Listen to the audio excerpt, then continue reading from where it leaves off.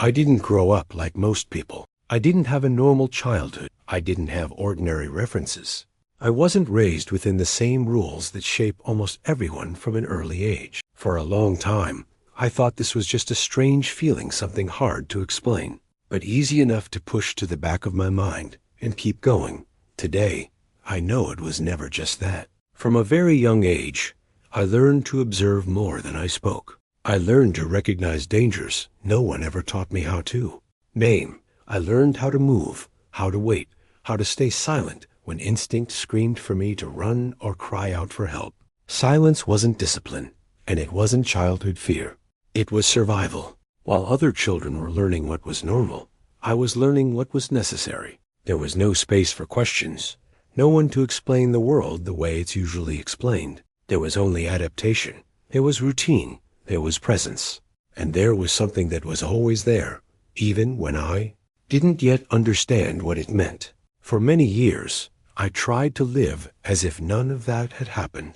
I tried to fit my memories into acceptable categories, to convince myself they were childhood confusion, imagination, exaggeration over time.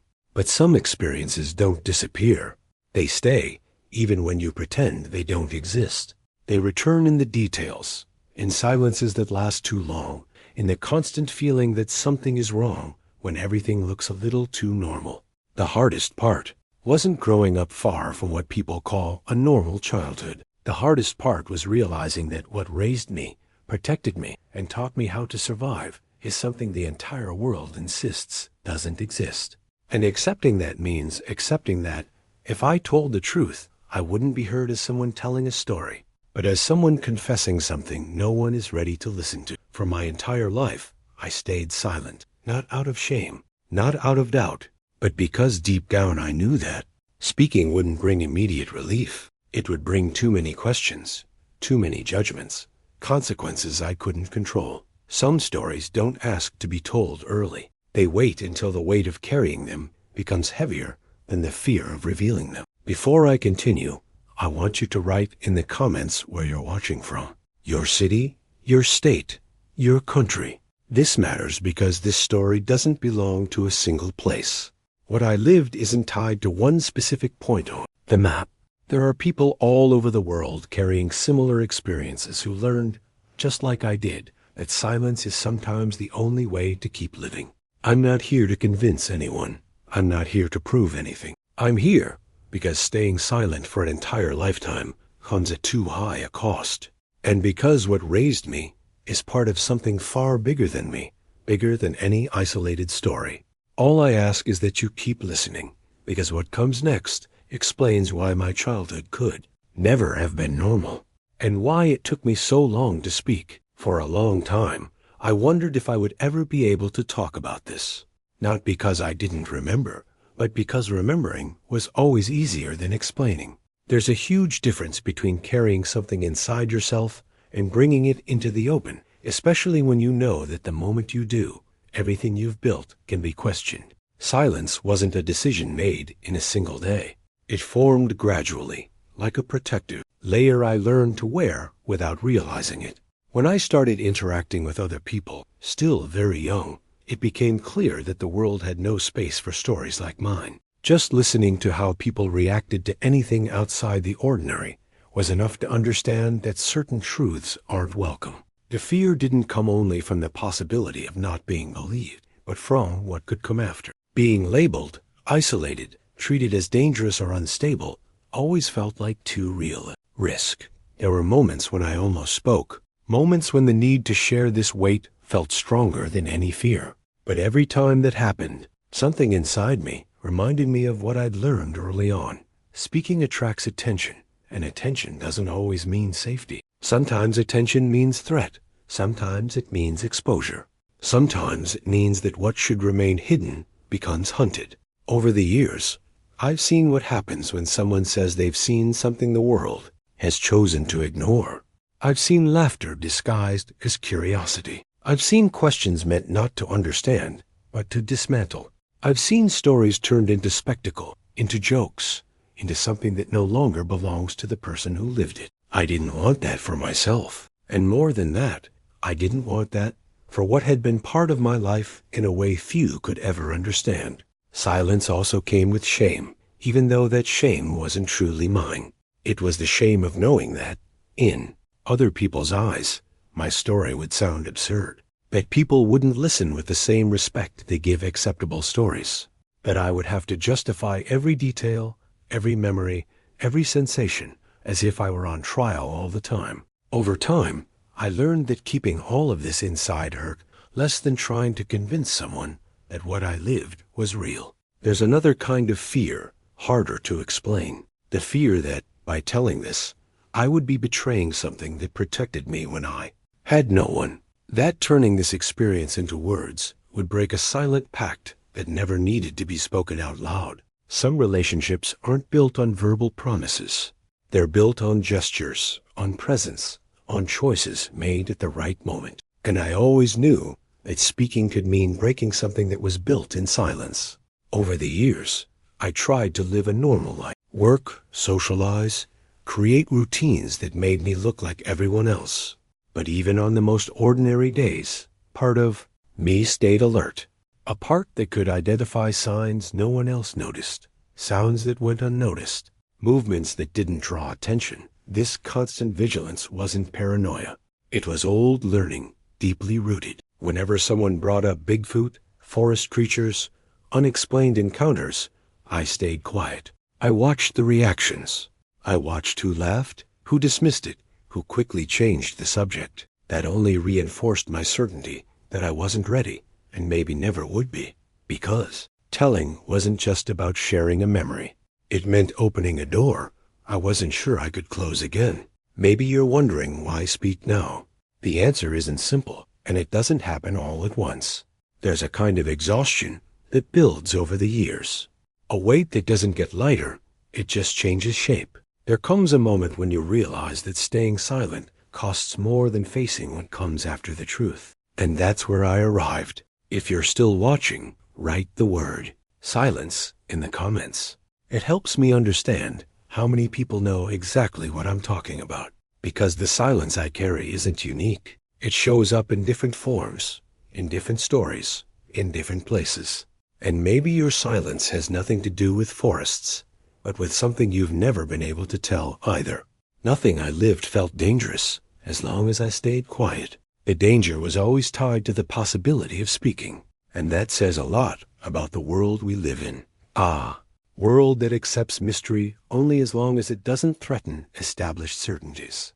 A world that prefers to laugh at the unexplained rather than admit it might not know everything. For a long time, I accepted that as a rule. I accepted that my story would stay with me. But as the years passed, it became harder and harder to pretend that this part of my life never existed, because it shaped who I am. It shaped how I see people, nature, danger, protection. It even shaped how I understand what it means to exist. And it's impossible to explain why I never told this before without understanding what came before the silence, without understanding what it was like to grow up in a place where the rules were different, where the constant presence of something the world calls a legend was, for me, part of everyday reality. Because before there was fear of speaking, there was a childhood unlike any other. A childhood that began far from what people call normal. And that's exactly what I need to talk about now. Nothing in that phase of my life fit what I now understand as a human childhood. There were no set schedules, no routine as people imagine it, no adults telling me what to do or how to behave. Time wasn't marked by clocks or calendars, but by light, shadow, hunger, movement, and silence. That's how the days were organized, without me realizing that it wasn't normal. I moved often, always through areas where green dominated, and the ground never stayed the same for long. Sometimes narrow trails, other times denser regions where light barely reached. There was no room, no home in the usual sense. There were shelter points, places where it was possible to rest, observe, and move on when necessary. Staying in one place was never long-term. Remaining too long always felt wrong, dangerous. I don't remember learning words the way children usually do. No one taught me letters, numbers, or names. Learning happened differently, much more quietly. I learned by watching, by repeating movements, by understanding gestures, low sounds, subtle changes in the environment. It was a kind of communication that didn't depend on speech, but on constant attention. Mistakes meant exposure. Getting it right meant staying safe. The absence of other humans didn't feel strange back then because I didn't know anything was missing. I didn't feel loneliness the way people describe it now. I felt presence. A constant, watchful presence that never fully left. Even when I couldn't see it, I knew it was there. That sense of being watched didn't come with fear, but with safety. It was as if I was never truly alone. Food also followed no pattern that would seem logical today. There were no meals in the traditional sense. There were moments of eating, sharing, saving for later. I learned early what could be touched, what couldn't, what was safe, what should be avoided.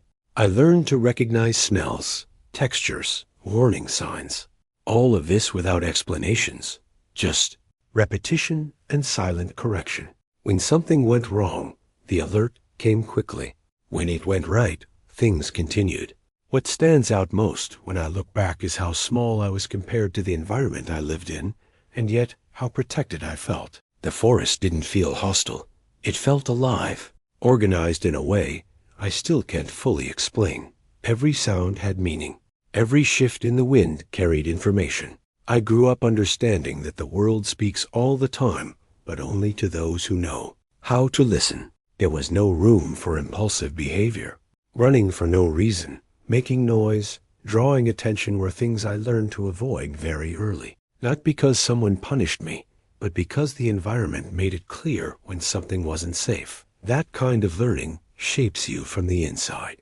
It makes vigilance natural, almost automatic. Even today, in enclosed or very quiet places, I notice things other people don't. Over time, I began to sense that this childhood couldn't be easily explained. Even before real contact with other humans, there was a strange feeling that it needed to stay that way, isolated, hidden. It wasn't a spoken rule, but it was felt like there was something much bigger at stake than just my individual survival. Sometimes, I noticed signs of human presence at a distance, sounds that didn't belong to the forest, different smells, movements that followed another pattern. When that happened, everything changed.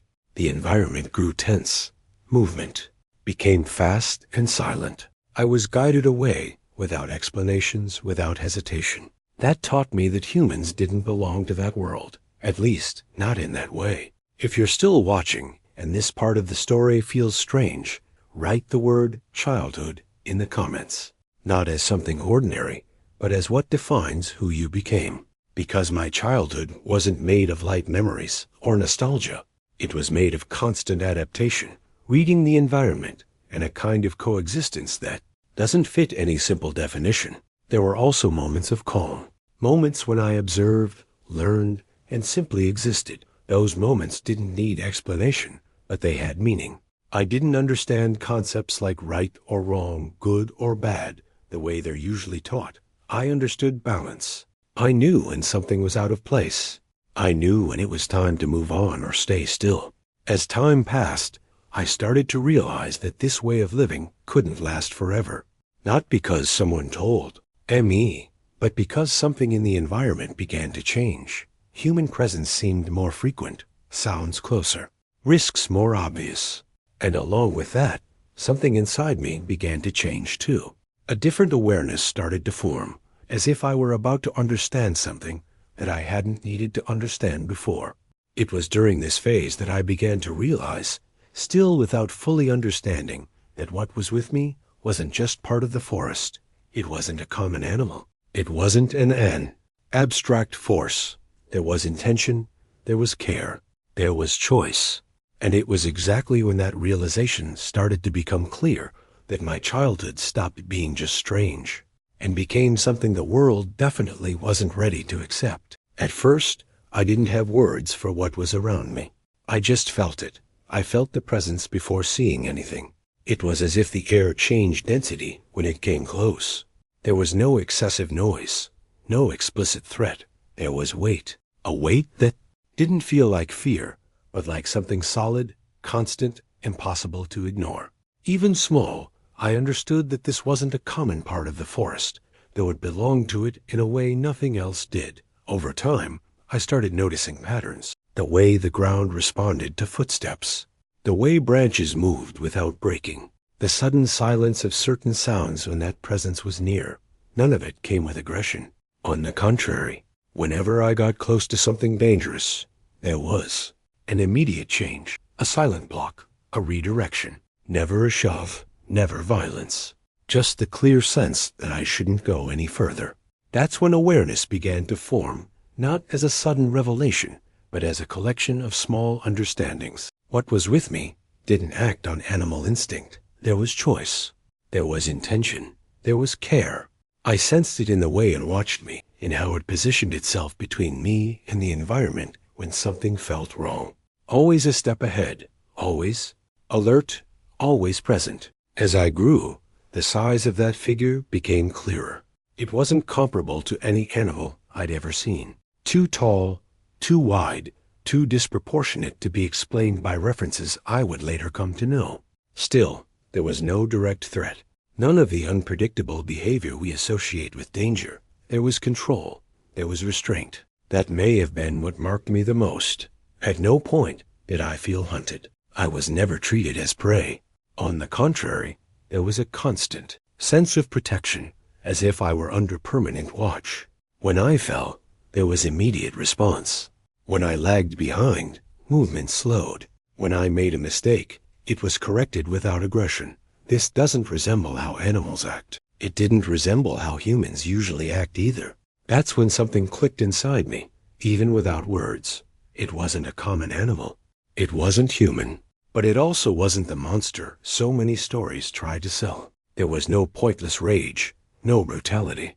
Without reason. There was a quiet internal logic hard to translate, a logic that didn't need explanation to work. Over time, I understood that I was being watched, not just for safety, but out of responsibility. As if my presence in that environment required constant care. That completely changes how you understand your own existence. I wasn't just someone trying to survive in the forest. I was part of something larger, even without fully understanding what. There were moments when I felt that. Gaze fixed on me for long periods. Not as oppressive surveillance, but as full attention. It was uncomfortable and comforting at the same time. Uncomfortable because I knew I was being watched by something much bigger than me. Comforting because that attention never came with threat-only presence. If you're following along and feel this part of the story stir something inside you, write the word presence in the comments. Sometimes we recognize things not because we understand them, but because we feel them. And that sense of not being alone, even when no one else is around, is something many people know, even if they can't explain it. I also began to notice clear reactions whenever humans came close. Immediate changes in behavior, tension in the air, silent, fast movement. In those moments, I was taken away, always carefully, never in panic. That taught me, even before I understood why, that humans represented risk, not just to me, but to what was with me. The hardest part to explain is that there was never a need for aggression to enforce that rule. There were no unnecessary displays of force. Size, presence, and posture were enough to communicate everything. I learned to obey not out of fear, but out of understanding, something only possible when there's trust. As I grew, that figure stopped being just part of the environment and began to occupy a more defined place in my perception. I started to understand that there was a relationship there, not in the human sense of parent, mother, or caregiver, but a real, functional, living relationship. Something that raised me, guided me, and kept me alive when I wouldn't have survived on my own. That understanding didn't come with immediate joy or relief. It came with a strange weight, because understanding it also meant knowing that I could never speak about it openly.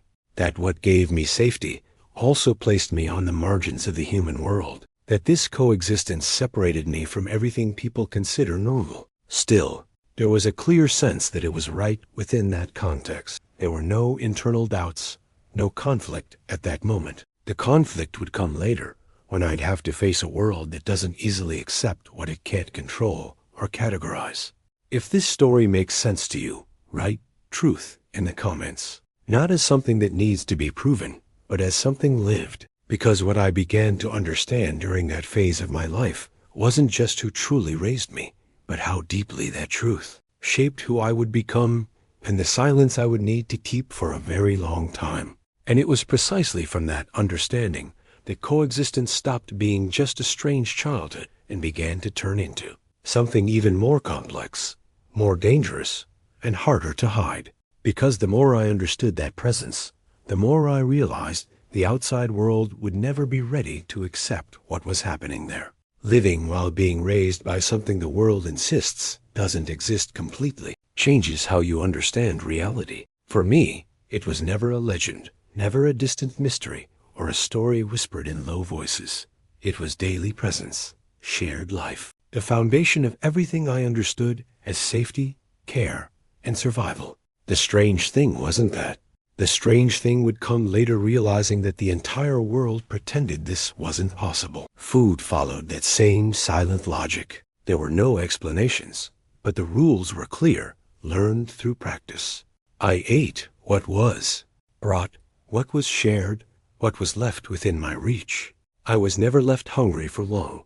I never had to beg for food. There was always a sense of care, even if it wasn't expressed the way humans express it. Feeding wasn't mechanical. It was attentive, strategic, protective. Shelter wasn't random either. These weren't places chosen for comfort, but for safety. Natural hollows, protected areas, spots where wind wouldn't reveal presence and scent wouldn't spread easily. I learned early that shelter isn't just a place to sleep. It's a point of observation, waiting, and passage. We never stayed too long in the same place. Prolonged permanence always felt risky.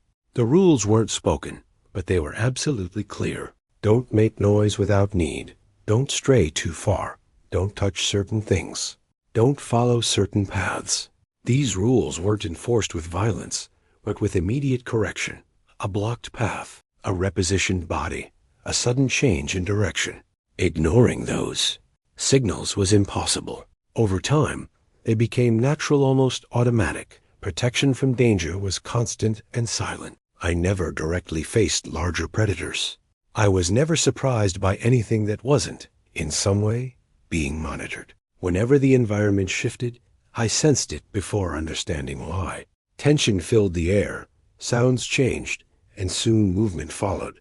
There was no panic. There was efficiency, controlled urgency. What stands out most is that, despite being so far outside what people consider normal, there was never gratuitous aggression. The strength was there, undeniable, but never used without need. I grew up understanding that strength doesn't have to be constantly displayed to be real. Sometimes, presence alone says everything. That coexistence created a bond that's hard to explain to anyone who hasn't lived something similar. It wasn't blind dependence or submission. It was trust built day by day. I knew I was safe. I knew that as long as that presence was nearby, certain dangers simply wouldn't come close. That creates a very strong emotional foundation, especially for a child who knows no other form of care. If you're following this part of the story and feel it goes beyond what you usually hear about Bigfoot, write the word coexistence in the comments.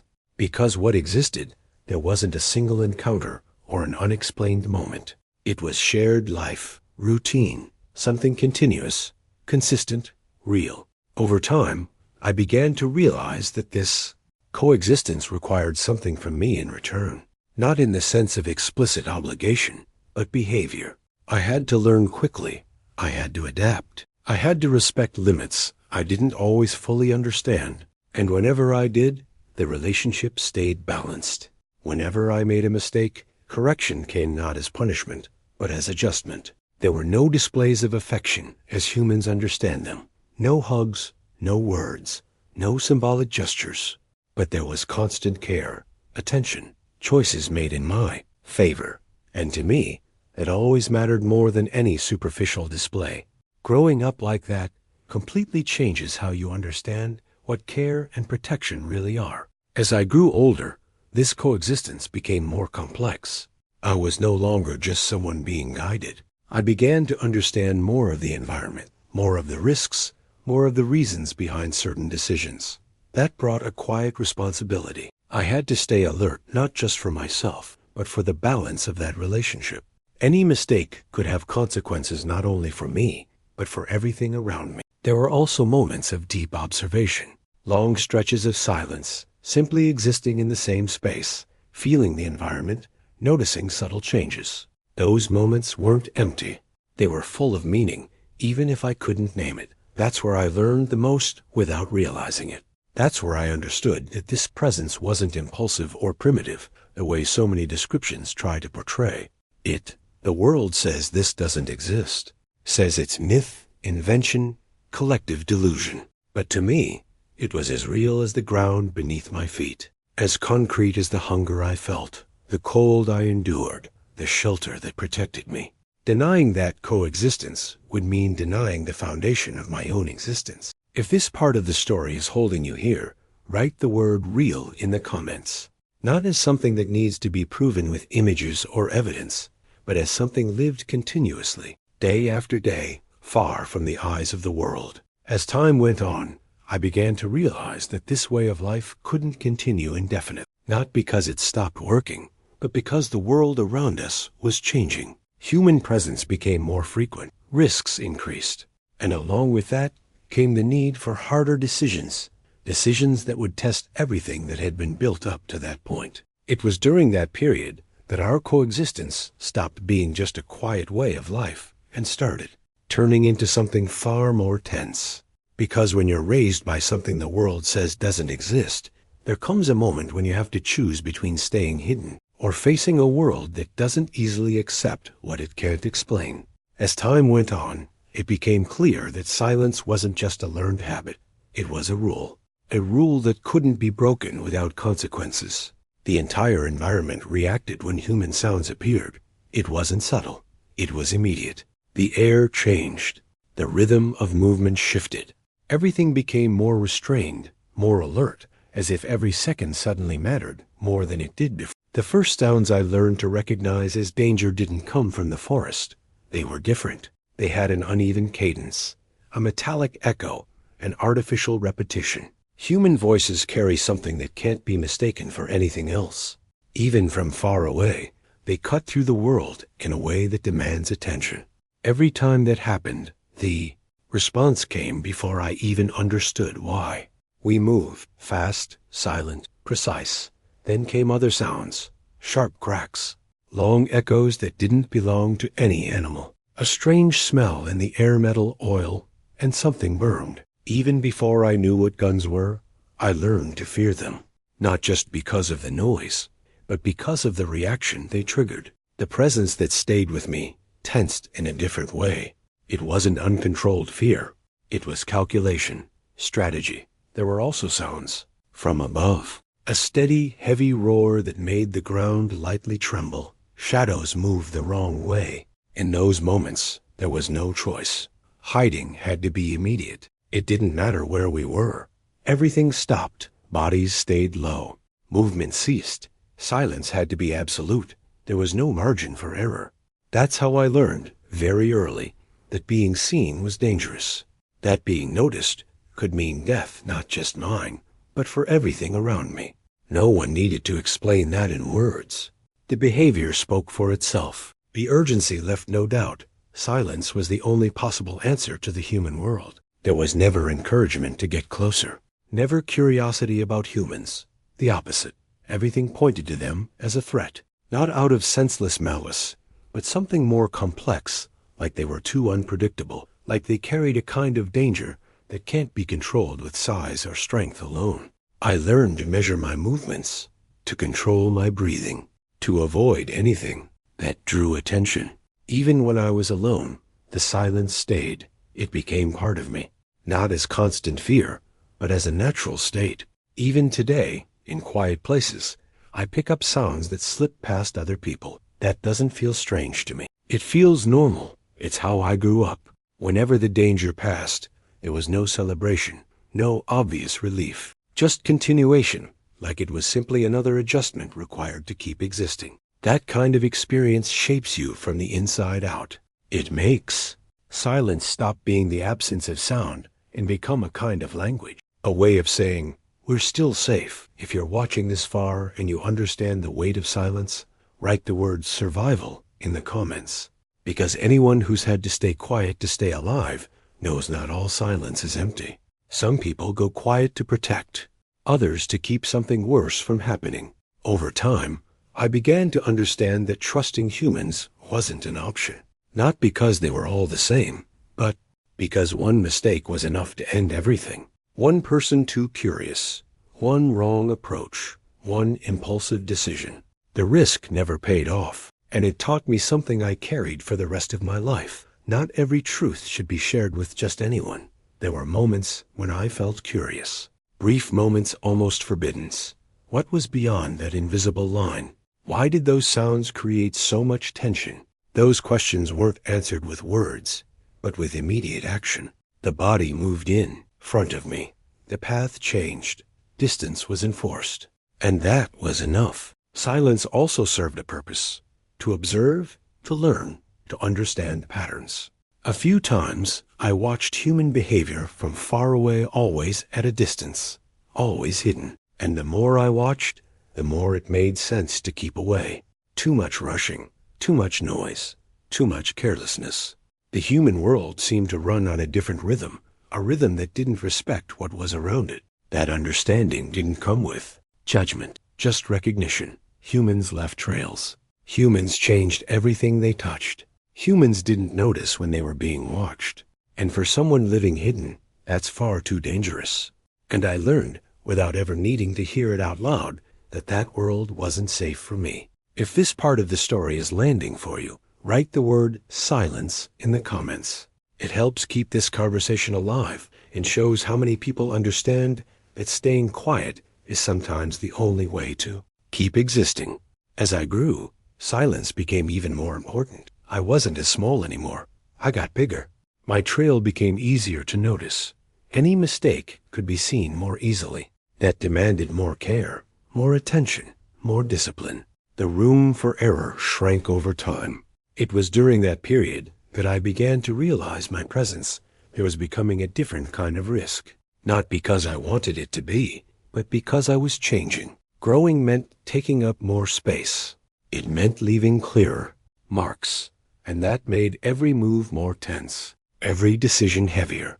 Silence stopped being only an outside rule and became a conscious choice. I understood why I had to stay quiet. I understood why I had to hide. I understood why the human world had to stay distant. And the more I understood, the clearer it became that this way of life couldn't continue the same way forever. Because there comes a point when silence, as necessary as it is, starts to clash with changes you can't avoid. Changes in the environment, changes in who you are, changes that demand decisions that can't be postponed forever. And it was exactly when those changes became impossible to ignore that something happened. Something that broke the quiet balance that had held until then, and changed everything I thought I knew about protection, separation, and loss. The day everything changed didn't start out any different. There were no clear signs, no early warning I could recognize. Still, there was something in the air, a different tension, heavier, quieter than usual. The environment felt too alert, like everything was waiting for something that hadn't happened yet. I could feel it in my body, even without understanding why. That day, the movements were faster, more controlled. The old rhythm wasn't there. The pauses were short, the distances longer. I could tell something was being avoided, detoured like the usual path was no longer safe. For the first time, I felt like I was the risk, not the environment, not humans, me. The presence that had always been with me felt different, not distant, more focused, more alert than ever. There was a silent urgency in every decision. Every stop was brief. Every change of direction came without hesitation. I tried to keep up, but I could feel something was being decided without me being part of it. Then the human sounds came back closer than ever. Not just distant echoes, clear voices, sharp cracks, disorganized movement cutting through the woods. The kind of presence that doesn't go unnoticed. The reaction was immediate. There was no time for doubt. We moved too fast. The silence became absolute. At one point, we went to a place I didn't recognize. A shelter we had never used before, tighter, harder to reach. There, everything stopped. The world went still. I could feel the weight of the decision being made, even without fully understanding what it meant. For the first time, there was something different in that watchful look. I knew so. Well, there were no words. There never were. But an understanding formed too clear to ignore. I couldn't stay there anymore. Not like that. Not with what was happening around us. My presence left too many traces. I was too big now to stay hidden the way I used to. I had become too visible for a world that needed to remain unseen. The moment of separation wasn't abrupt. It wasn't violent. It wasn't rushed. It was painfully deliberate.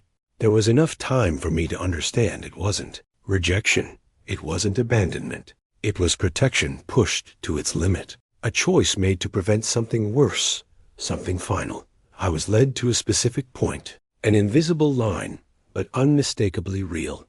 On one side was the world I knew. On the other, something completely different, unknown, threatening, and unavoidable. I could feel that this was the end of one life, that from that point on, nothing would be the same. The presence that had always been with me stopped. It didn't go any farther. It stayed there, watching. There was no aggressive tension. There was something heavier, something I would only understand years later as grief. I stood still, waiting for a sign, a shift, anything, but it didn't come. Only that silence, loaded with meaning. If you're watching this far and you feel the weight of that moment, write the word separation in the comments. Because there are goodbyes that aren't made with words and still leave marks too deep to ignore. I didn't cry in that moment.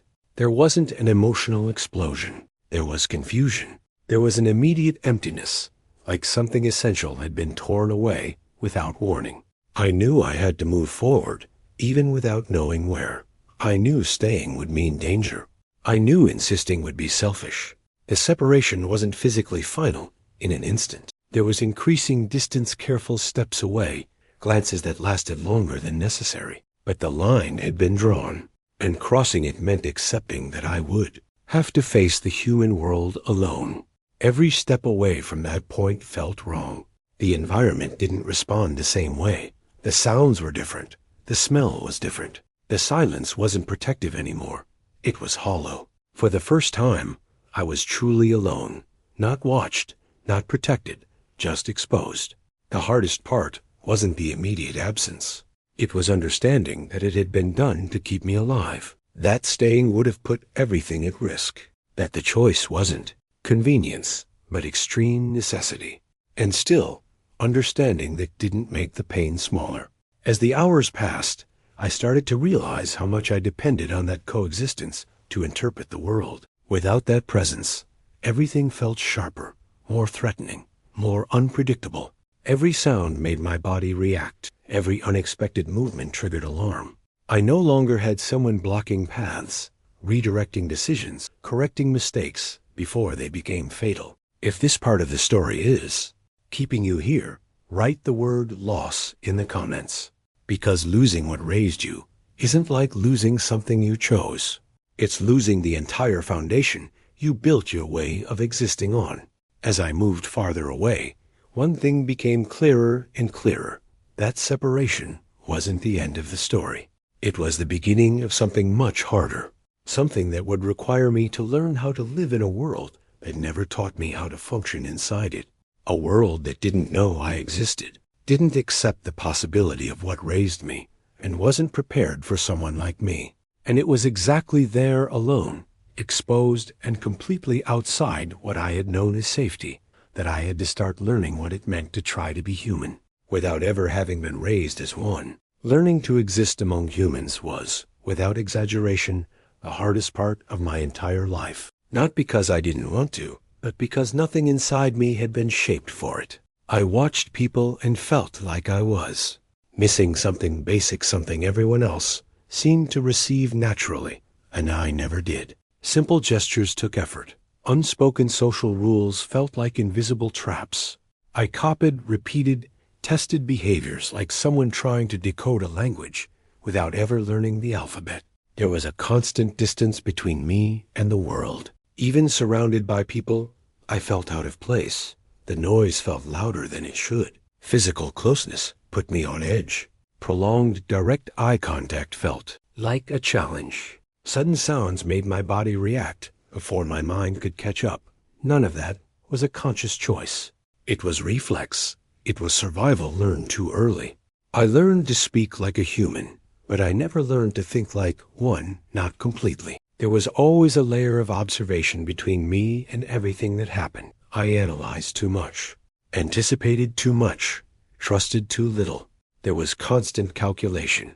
Danger or not, safe or not, stay or leave. While people formed bonds, naturally, I mapped escape routes.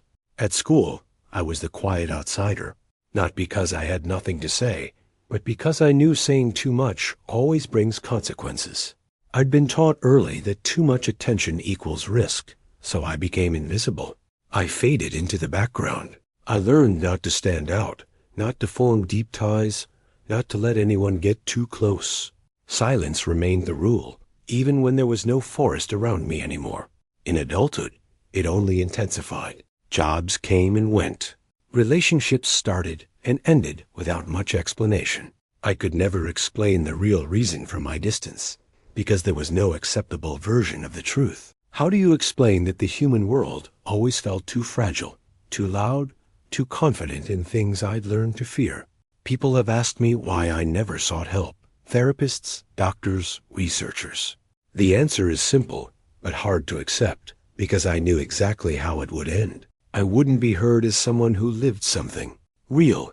I would be evaluated as someone broken, confused, possibly dangerous or lying. And worse, I would put at risk something that never stopped existing, even at a distance. I never chased fame. I never chased validation. I never went looking for cameras, interviews, attention.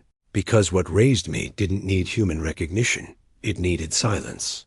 And I learned to respect it before I even fully understood why. Sharing this story has always felt like betrayal, not just of what protected me, but of myself. If you've ever felt out of place, like you're living in a world that wasn't made for you, write the word belong in the comments. The reason doesn't matter. That feeling doesn't pick its origin. Carrying this secret shaped every decision I ever made. Every choice of where to live, who to be around, how far to go. I always kept a safe distance from places where people ask too many questions, from people who are too curious, from environments that demand deep explanations. My past doesn't fit in small talk, and it doesn't fit in impulsive confessions either. There were nights when I thought about speaking, about telling everything, especially when I saw news stories, documentaries, people debating the existence of something that, for me, was never in doubt. But there was always the same feeling in my chest. Speaking wouldn't bring understanding. It would bring pursuit. And I knew exactly how humans react when they believe they've found something rare. Still, the weight of silence takes its toll. It builds up. It seeps in. It shows up in dreams, in overreactions, in memories that return without warning. There are parts of me that never fully crossed over into the human side of life, and maybe they never will. If you've stayed with this story this far, write the word silence in the comments, not as a promise to keep secrets, but as recognition that not every truth is easy to say out loud. Over time, I understood that surviving isn't the same as living. That adapting didn't mean belonging. I only learned how to function enough not to raise suspicion, not to be questioned, not to be seen too much. But something inside me always knew this wasn't the whole story. There was a bigger reason I was still here, that I'd made it this far, that the silence had lasted so long. And that reason starts to become clear when I look at what happened afterward, at the choices I made, the roads I avoided, the exact moment I realized that staying quiet might no longer be the safest option, because there's something I still haven't told you, something that happened later, something that made me understand the separation didn't mean a permanent ending. And that the human world somehow crossed paths again with what raised me in a way I never imagined was possible. I'm not speaking now because I lost control of the silence. I'm speaking because I reached a point in life where keeping this to myself started to hurt more than the risk of being heard. Time did something strange to me. It didn't erase the memories, soften the images, turn everything into something distant. If anything, it did the opposite. The more the years passed, the clearer it became that some truths don't disappear when they're ignored. They just wait. For a long time, I believed breaking the silence would put everything in danger, that talking would expose too much, that opening this story to the world would invite the wrong kind of attention. And maybe that's still true, but there's another risk almost no one talks about, the risk of letting only distorted versions survive, the risk of allowing fear, ignorance, or empty curiosity to define what was lived in a deep and real way. I don't expect everyone to believe me. I never have. I don't think everything has to be accepted as absolute truth to matter. Some stories only need to exist recorded, told as honestly as possible, before time buries them for good. What moves me now isn't proving anything. It's making it clear that not everything labeled legend came from nothing. There's also a quiet responsibility in all of this. Protecting doesn't always mean hiding forever. Sometimes protecting means choosing carefully when and how something is said. The world has changed. The threats have changed. The way people hunt for answers has changed. And pretending none of this exists can be just as dangerous as saying too much. I chose to speak now because I know I'm not the only one. I know there are other silences out there, in different places, in different stories, carrying the same weight.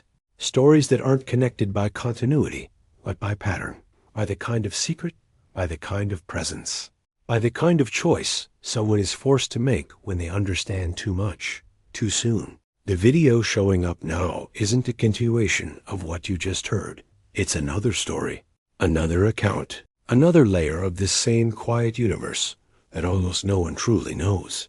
If what was said here made you think, question, or simply feel like there's more hidden beneath the surface, that video goes deeper into this territory from a different direction. Some truths don't move in a straight line. They reveal themselves slowly through different stories, different voices, different moments. And maybe the only thing they all have in common is that they stayed silent for far too long. The next story is already on your screen.